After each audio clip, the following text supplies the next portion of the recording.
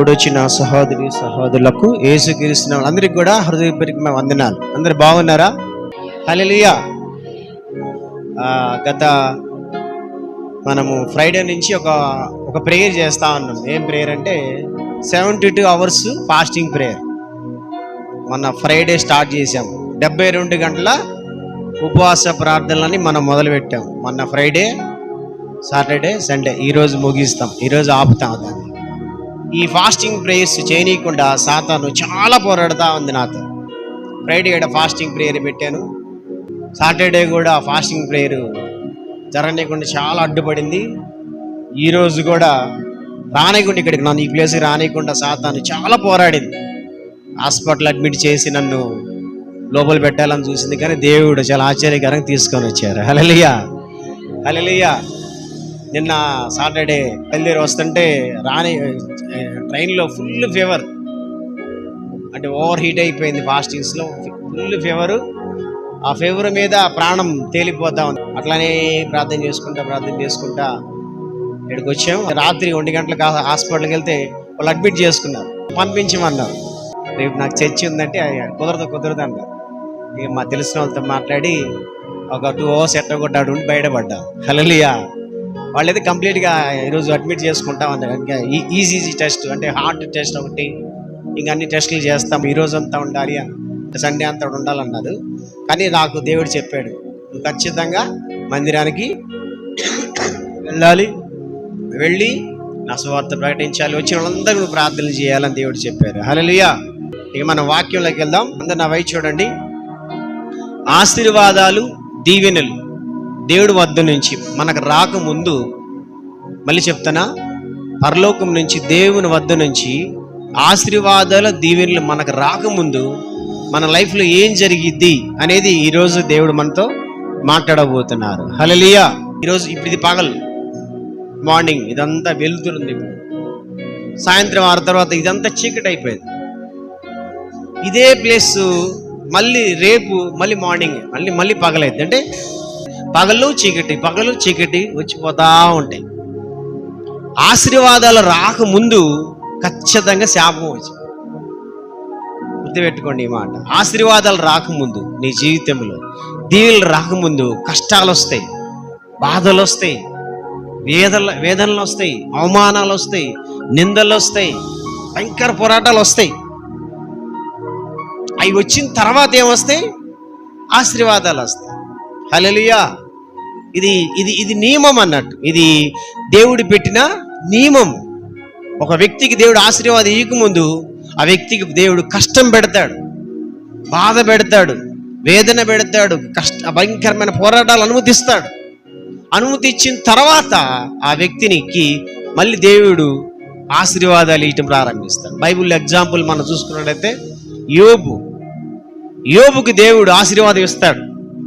ఎంతగా ఆశీర్వాదం ఇస్తాడంటే ఆ తరంలోనే అంతగా ధనవంతులు లేడట. 4 దిక్కులు యోబు గొప్పోడైపోయాడు. ఐశ్వర్యము, ఖ్యాతి, ఘనత అంతా సంపాదించుకున్నాడు ఆ తరంలోనే. ఆ చుట్టుపక్కల జనాలందరిలో కొన్న యోబే ధనవంతుడు, యోబే గొప్పోడు, మంచి పేరు ప్రఖ్యాతులు సాధించిన వాడు, యథార్థవంతుడు, నీతిమంతుడు, దేవుడు యందు భయభక్తులు కలిగిన మంచి పేరు ప్రఖ్యాతులు కలిగిన వ్యక్తి ఆయన. అంత ఖ్యాతి ఘనత ఉన్న ఆ యొక్క యోబు జీవితంలో సడన్గా పిల్లలు చనిపోతారు, సడన్గా ఆస్తి పోయిద్ది, సడన్గా అన్ని పోగొట్టుకుంటాడు. భార్య, పిల్లలు అందరూ పోగొట్టు, చివరికి అనారోగ్యం వచ్చి ఆ అనారోగ్యంతో కూడా అసలు ఎందుకు బతకాలో అర్థమైన పరిస్థితికి వెళ్ళిపోతాడు. ఆ టైంలో జాగ్రత్తగా విందాము. ఆ టైంలో యోబు దేవుణ్ణి స్తుతించాడట, యోబు దేవుణ్ణి ఆరాధించాడట.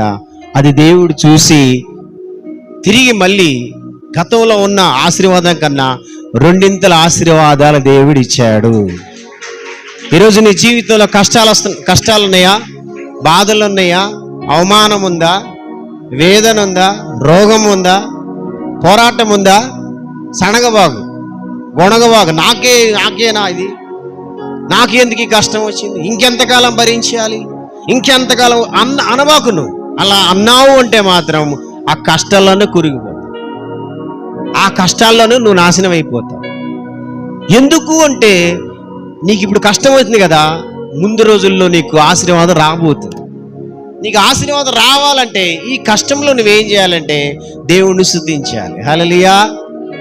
ఆ బాధలో దేవుణ్ణి స్తుతించాలి, ఆ వేదనలో దేవుణ్ణి నువ్వు గణపరచాలి. కానీ ఆ బాధల్లో, ఆ కష్టాలు, ఆ సమస్యల్లో నువ్వు సణుగుతూ గొణుగుతూ నాకే కష్టాలు, నాకే బాధలు అన్నావంటే రాబోతున్న ఆశీర్వాదం రాకుండా ఆగిపోతాయి. మళ్ళీ చెప్తున్నా, ఆశీర్వాద దీవులు రాకముందు ఖచ్చితంగా కష్టాలు, బాధలు వస్తాయి. ప్రతి వ్యక్తికి వస్తాయి. ఆ కష్టాల బాధల్లో ఆ వ్యక్తి గట్టిగా దేవుణ్ణి పట్టుకొని నిలబడాలి, సనగ గొణకుండా దేవుణ్ణి స్తుతించాలి. అట్లాంటి వారే దేవుని వద్ద నుంచి వచ్చే ఆశీర్వాద దీవెనలు పొందుకోగలుగుతారు. హల్లెలూయా. బైబిల్లో మనం ఇంకో వ్యక్తిని చూసినట్టయితే యేసేపు ఉంటాడు. యేసేపు ఆయన జీవితంలో మంచిగా తండ్రితో హ్యాపీగా, చాలా వాళ్ళ అన్నదమ్ములందరిలో కన్నా యేసేపు చాలా ప్రత్యేకంగా ఉండేవాడు. వాళ్ళ అన్నదమ్ములందరూ ఒక డ్రెస్ వేస్తే ఈయన మంచి డ్రెస్ వేసుకునేవాడు. వాళ్ళ అన్నయ్యలందరూ గొర్రెల మేసలుగా కాస్తుంటే ఆయన ఇంట్లో మంచిగా వాళ్ళ నాన్నతో మంచిగా రిచ్గా, హాయిగా, హ్యాపీగా ఇంట్లో గడుపుతూ ఉండేవాడు. వీళ్ళందరూ వేరు, యేసేపు ఒక్కడు వేరు. యేసేపు డ్రెస్ వేరుగుంటుంది, వాళ్ళు మురికి డ్రెస్సులు. అందుకని వాళ్ళందరూ ఓరవలేక ఈ యేసేపుని ఏదో ఒకటి చేద్దామని చెప్పి కక్షగట్టుకి ఆయన్ని ఒక గోతిలో పడేసేసి వేరే దేశానికి బానిసగా అమ్మేస్తారు. ఆ బానిస దేశంలోకి వెళ్ళిపోయినాక అక్కడ ఎన్నో కష్టాలు పడతాడు. ఒక ఇంట్లో పనివాడుగా మారుతాడు. ఆ ఇంట్లో పని చేస్తూ ఉంటే ఆ ఇంట్లో ఉన్న యజమానురాలు, ఆ ఇంటి యజమానురాలు ఆయన మీద వ్యామోహం పెట్టుకొని ఆయన పాడు చేయాలని చూసింది. దానికి ఆయన ఒప్పుకోపోయేలాకి ఆయన తీసుకెళ్లి జైల్లో వేస్తారు. ఆ జైల్లో కష్టాలు పడతాడు. అంటే ఆయన జీవితం మొత్తం కష్టాలు, బాధలు, సమస్యలే పుట్టిన కాడి నుంచి. కానీ నేను గమనించాను ఆ అధ్యాయాల్లో ఆయన గురించి స్టడీ చేస్తున్నప్పుడు, ఆ కష్టాల బాధలు పెట్టి ఆయన ఎక్కడ బాధపడినట్టు లేదు. ఆ కష్టాల బాధలు పెట్టి అంటే దేవుడు స్తుతించాడంట యేసేపు. అక్కడ రాసి ఉంటుంది బైబిల్. ఆ కష్టాలను పెట్టి, ప్రభువా ఈ కష్టాలు నాకు ఇచ్చావు, కానీ ఏదో ఒక రోజు నన్ను దీవిస్తావు, ఏదో ఒక రోజు నన్ను ఆశీర్వదిస్తామని ఆయన కష్టాలు, ఆయన బాధలు, సొంత అన్నదమ్ములు ఆయన్ని బానిసగా అమ్మేసిన, బానిస దేశంలో ఆయన మీద నిందలేసిన, వ్యభిచారాన్ని నిందలేసిన, కష్టాలు, ఎన్నో కష్టాలు, ఎన్నో బాధలు వచ్చినా సరే ఆయన ఆ కష్టాల బాధలు పెట్టి కుంగిపోలా. నాకెందుకు కష్టం అని చెప్పేసి ఆత్మహత్య చేసుకోవాలనుకోలా, లేకపోతే ఇంకేం చేయలా, దేవుణ్ణి దూషించేలా. కానీ దేవుణ్ణి స్తుతిస్తూ ఇదంతా నాకు మంచికే, ఇదంతా నా మంచికే అని ఆయన కష్టాల బాధల్లో నిలబడ్డాడు. కాబట్టి ఆయనకి ఒక టైం వచ్చింది, బలమైన ఆశీర్వాదాలు వచ్చినాయి. హల్లెలూయా. ఒక టైం వచ్చింది, ఆయన ఐగుప్తు దేశానికే రాజు, తర్వాత రాజు అంతా అయ్యే గొప్ప స్థాయికి యేసేపు వచ్చేసాడు. అసలు ఏ స్థాయి, ఎక్కడి నుంచి ఎక్కడికి వెళ్ళాడు? ఆ దేశంలో బానిసగా ఉండి, ఆ దేశంలో వ్యభిచారాన్ని నింద, ఆ దేశంలో జైల్లో ఖైదీగా ఉండి అదే దేశానికి ప్రధానమంత్రిగా మారిపోయాడు. హల్లెలూయా. అంత స్థాయికి ఎలా వచ్చాడు? ఎలా దేవుడు తీసుకెళ్ళాడంటే ఆయన తన కష్టాలు, బాధలు పెట్టి కుంగిపోలా. ఈరోజు నువ్వు గొణుకుతున్నావు చూసావా, సణుగుతున్నావు చూసావా, నాకేనే కష్టం, ఇంకెంతకాలం అంటున్నావు చూసావా? అదే మనల్ని సాతాను చేసే పెద్ద మోసం ఏంటంటే, సాతానికి తెలుసు కష్టాల తర్వాత ఆశీర్వాదాలు వస్తాయని. అంతే కదా? దేవుడికి తెలుసు, దేవుడి తర్వాత సాతానికి కూడా తెలుసు కష్టాల తర్వాత ఆశీర్వాదాలు వస్తాయని. ఇప్పుడు వెలుగు తర్వాత చీకటి వచ్చి, చీకటి తర్వాత వెలుగు వచ్చినట్టుగా కష్టాల తర్వాత ఆశీర్వాదాలు వస్తాయని సాతానికి తెలుసు. కష్టాలు వచ్చినప్పుడు ఏం చేసిద్దంటే, నీకు ఆ కష్టాల్లో నేను కూరుకుపోయేటట్టుగా చేయడం కోసం, నెక్స్ట్ నీకు ఆశీర్వాదాలు రానికుండా ఉండడం కోసం ఏం చేసిద్దంటే, ఆ కష్టాల్లో నీ మీద దాడి చేస్తా ఉండిద్ది. అది ఈ కష్టాలను పెట్టి నువ్వు దేవుడిని దూషించాలి, ఈ కష్టాలను పెట్టి ఆ దేవుడికి వ్యతిరేకంగా లెగిసేటట్టుగా నిన్ను అది ప్రేరేపించిద్దాం. చూడు దేవుడు ఏమయ్యాడు చూడు అని నిన్ను ప్రశ్నించింది. నీ కష్టాలు నీకు వచ్చినాయి, మరి దేవుడు ఏమయ్యాడు నీ దేవుడు అని నీకు డౌట్ పెట్టింది. నువ్వు ఇంత నీతిగా ఉంటే, నువ్వు ఇంత యథార్థంగా ఉంటే నీకే నీ కష్టాలా అని. దాని ప్లాన్ ఏంటంటే నువ్వు ఆ కష్టాల్లో కూరుకుపోవాలి. ఏమయ్యాడు దేవుడు చూడు, అసలు దేవుడు లేడు అని నీకు ఆ కష్టాల్లో వాడి దగ్గరకు వచ్చి, నువ్వు కష్టాల్లో బాధల్లో ఉన్నప్పుడు, నువ్వు వేదనలో ఉన్నప్పుడు నీ పక్కన చేరి నీకు చెవుల్లో చెడగొట్టే మాటలు చెప్తా ఉండు. దేవుడికి వ్యతిరేకంగా లేపేటట్టుగా ఆ కష్టాలను పెట్టి బాధలను పెట్టి నిన్ను రేపుతా ఉంటుంది సాతాను. ఈ కష్టాలు ఓ ఈ కష్టాలు ఇంతే, దీనికి పరిష్కారం తెలుసా, చచ్చిపో అనేది. హల్లెలూయా. ఏమనిద్ది?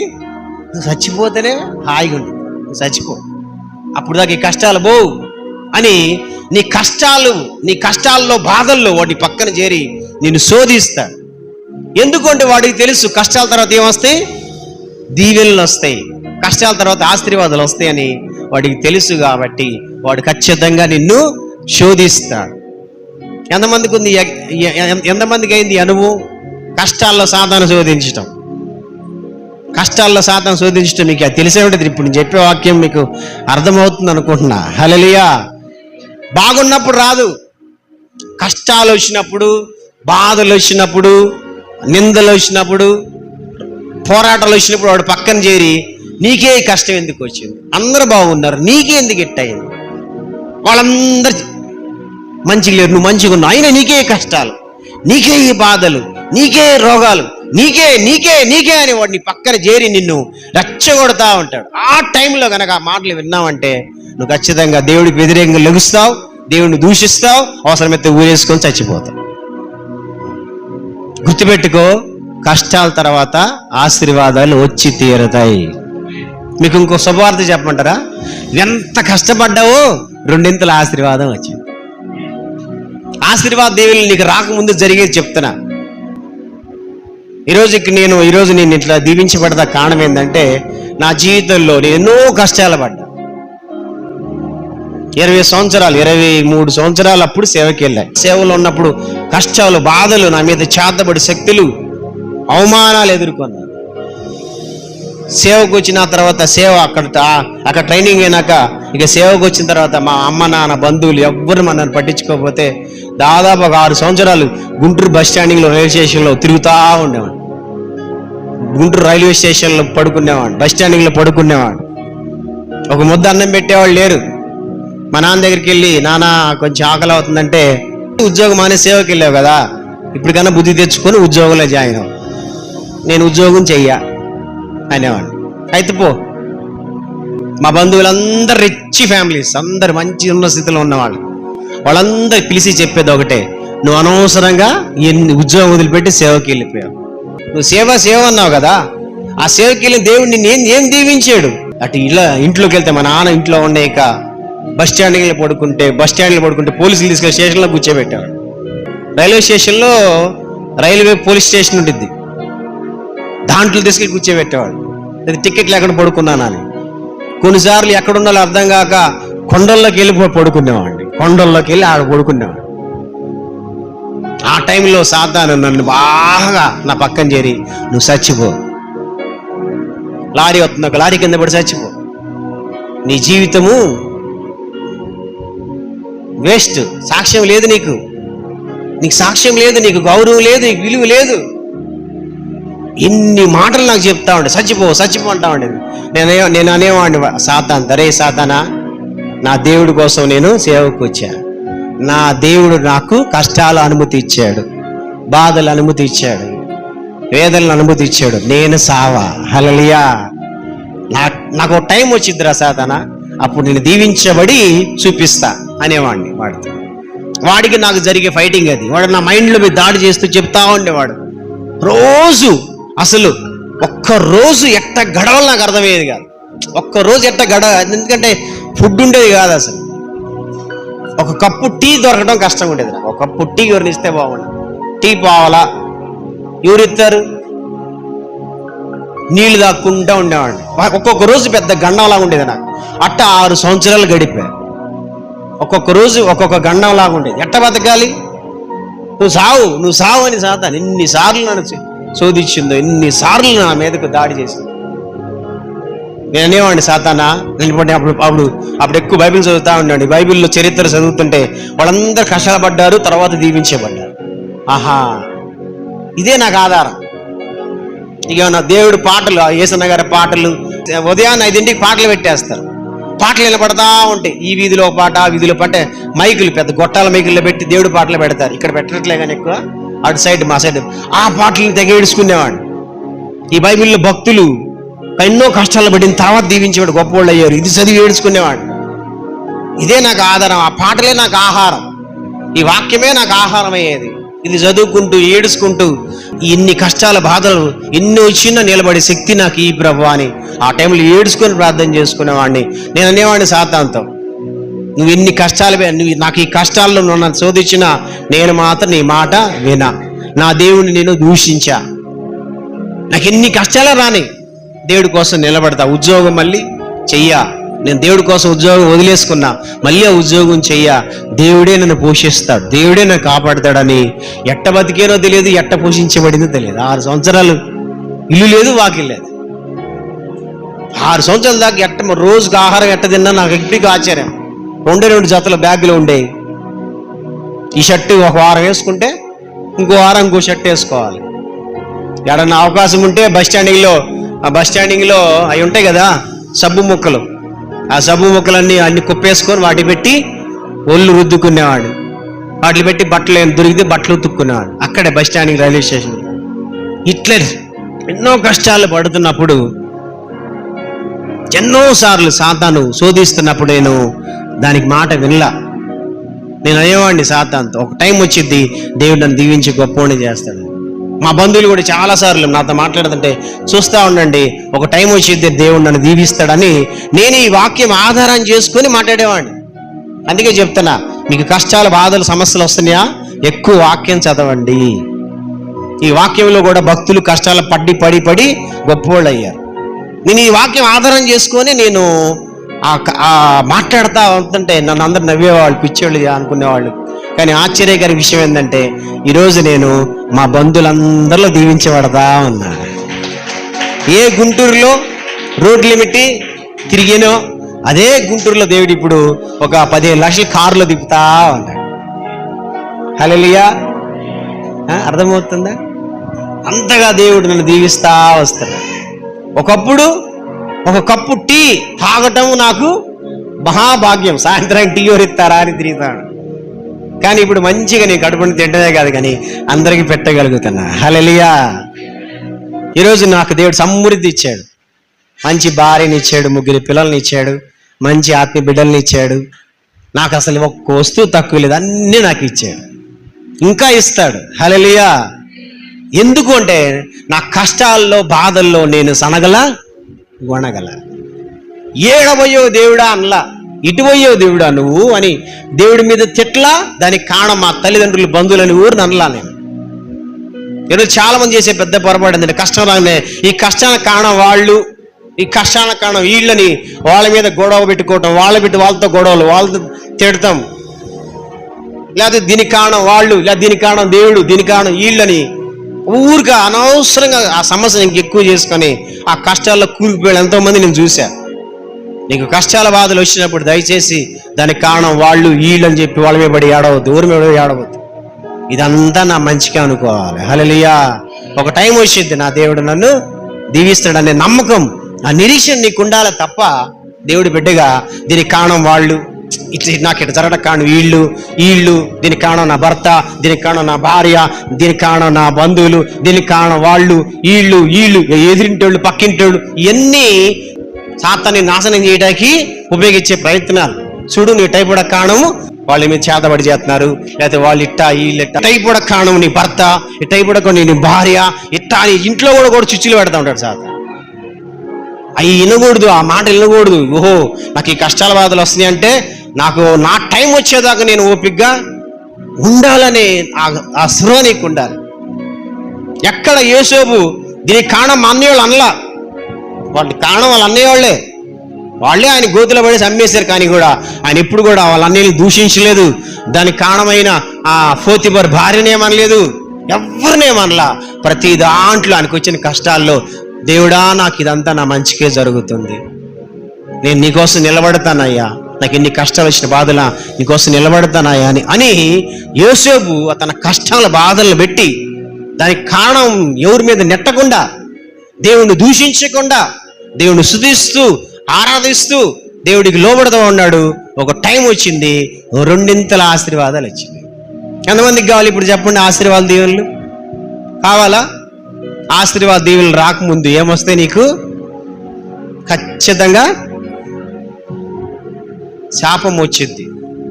ఆశీర్వాదం దీవెన రాకముందు కొంచెం శాపం వచ్చింది, కొంచెం అవమానం వచ్చింది, కొంచెం పోరాటం వచ్చింది, కొంచెము వ్యాధి వచ్చింది, కొంచెము సమస్యలు వస్తాయి. హల్లెలూయా. నాకు పెద్ద శోధన అని చెప్పమంటారా? నిన్నటి నుంచి నేను 3 రోజులు ఫాస్టింగ్ పెట్టుకున్నా. తలకాయ పగిలిపోతుంది.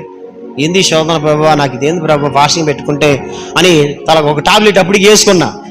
ఫాస్టింగ్లు ఉండి కూడా ఒక టాబ్లెట్ వేసుకున్నా, జలుబు టాబ్లెట్. ఇంకా ఎక్కువైపోతుంది తలకాయ నొప్పి, క్షణంగా తలకాయ నొప్పి ఎక్కువై కళ్ళు తిరిగి పడిపోతున్నా.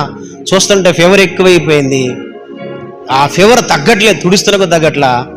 ఆ టైంలో నాకున్న శోధన ఏంటంటే నేను అక్కడ టాబ్లెట్ వేసుకోవాలి, తినాలి. హల్లెలూయా.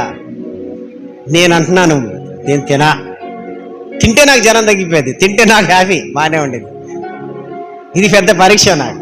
తింటలా నేను రాత్రి వేడి తీసుకొచ్చి ఇక్కడ హాస్పిటల్ పెడితే వాళ్ళు బాడీకి ఏమంటారు దాన్ని, యాంటీబయాటిక్లు వేస్తున్నారు, చేతులు ఇంజక్షన్లు వేస్తున్నారు. తినాలి అంటున్నారు. అన్నం తినాలని, నేను అన్నం తినకూడదు, ఫాస్టింగ్ పెట్టుకున్నా. ఇక ఆ సిస్టర్ బతలాడుతుంది, బ్రదర్ మరి బాడీ ఫుల్ ఫీవర్గా ఉంది మీకు, అతను తినండి బ్రదర్ అంటే బలవంతంగా రాత్రి ఒక 2 ఇడ్లీలు తిన్నా.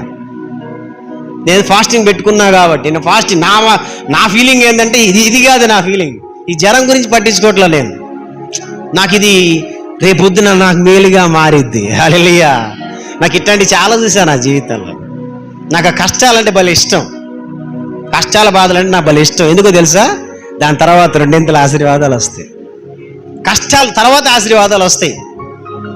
తెలుసా మీకు ఈ విషయం? అందుకని కష్టాలు మీరు ఇష్టపడండి, ఆశీర్వాదాలు తర్వాత వస్తాయి. నువ్వు కష్టాలు ఇష్టపడలేదు అనుకో, ఆశీర్వాదాలు రావు. ఇది సీక్రెట్ అన్నట్టు.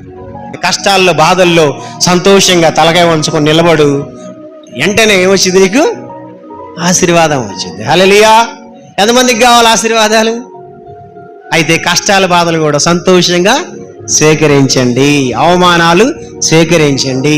అది నీ భర్త ద్వారా, అది నీ భార్య ద్వారా, అది నీ అమ్మ ద్వారా, చెల్లి ద్వారా, నీ పక్కింటి ద్వారా, నీ కాలేజీలో స్కూల్లో రకరకాలుగా పోరాటాలు వస్తాయి. నాకే అనొద్దు, నాకే ఈ కష్టమా, నాకే అనొద్దు. స్తోత్రం, ఇదంతా నా మంచికే, హల్లెలూయా అంటా ఉండు. ఒక టైం వచ్చింది, ఎక్కడ మనిషి పడుతున్నావు అక్కడే నీ తల ఎత్తుతాడు. హల్లెలూయా. చెప్పే కదా, నేను అనుభవించి చెప్తున్నా. అందుకనే చెప్తున్నా, నీ భర్త నిన్ను అవమానిస్తున్నాడా? నీ భార్య నిన్ను అవమానిస్తుందా? నీ అన్నదమ్ములు నీ స్నేహితులు నిన్ను అవమానిస్తున్నారా? నీ ఇరుగు పొరుగోళ్ళు నిన్ను కొంగదీస్తున్నారా? నిన్ను చీపు చూస్తున్నారా? వాళ్ళ పెట్టి ఏడవబాబు, వాళ్ళ పెట్టి అవమానంగా బాధపడబాబు. ఇదంతా నా మంచికే. హల్లెలూయా. బైబిల్లో భక్తులు చూసుకుంటే వాళ్ళు ఎన్నో కష్టాలు పడ్డారు, తర్వాత ఆశీర్వాదాలు వచ్చినాయి.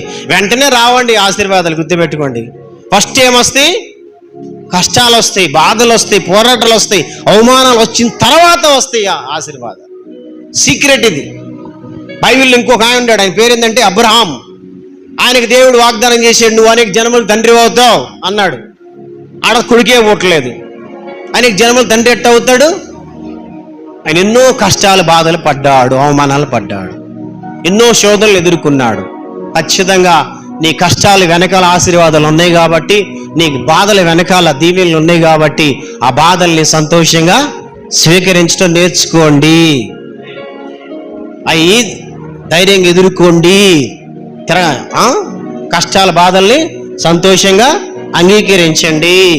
నాకే ఎందుకని చెప్పి నువ్వు ఆత్మహత్య చేసుకోవద్దు, నాకే ఎందుకని చెప్పేసి నువ్వు జనం మీద తిరగబడొద్దు. ఓర్చుకో, ఏం కాదు. నిన్ను అవమానిస్తున్నారా? ఓర్చుకో. నిన్ను గాయపరుస్తున్నారా? ఓర్చుకో. నిన్ను నీ కాలేజీలో, నీ స్కూల్లో, నీ ఇంట్లో చులకం చేస్తున్నారా? నిన్ను బాధ పెడుతున్నారా? నిన్ను హింసిస్తున్నారా? నిన్ను సూటిపోటు మాటలు అంటున్నారా? ఓర్చుకో, ఏం కాదు. మాట అనబాకు. నువ్వు ఎవరు నిందించారో, ఎవరు ఎగతాళి చేశారో, ఎవరు నిన్ను అవమానించారో వాళ్ళ ఎదుట నీ తల ఎత్తి తీరుతాడు. ఎప్పుడు? మీ కష్టాలు, మీ నిందలు, మీ అవమానాల్ని మీరు సంతోషంగా స్వీకరించినప్పుడు. హల్లెలూయా. ఈ మాటలు ఎందుకు చెప్తానంటే, నీకు ఆశీర్వాదాలు రాబోతున్నాయి. చెప్పట్లు కూడా ఒకసారి. ఏ రాబోతున్నాయి? దీవెనలు రాబోతున్నాయి. మేళ్ళు రాబోతున్నాయి కాబట్టి అనవసరంగా దీంట్లో దిగవాగండి. దేంట్లోకి? దీనికి కారణం ఆయన, దీనికి కారణం ఈయన, దీనికి కారణం వాళ్ళు. ఇది వద్దు నీకు. ఇది సాతాను శోధన, నీ ప్లాన్, సాతాను ప్లాన్ అది నీ జీవితంలో. ఎంతమందికి అర్థమైంది ఇక్కడ దాకా? హల్లెలూయా.